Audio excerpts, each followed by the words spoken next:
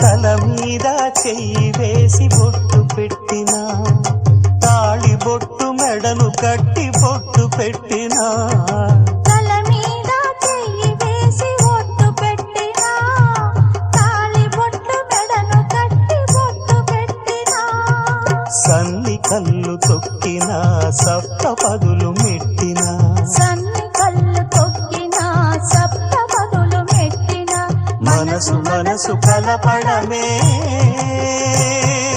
మంత్రం పరమార్థం. శ్రీరస్తు శుభమస్తు, శ్రీరస్తు శుభమస్తు. శ్రీకారం చుట్టుకుంది పెళ్లి పుస్తకం, ఇక ఆకారం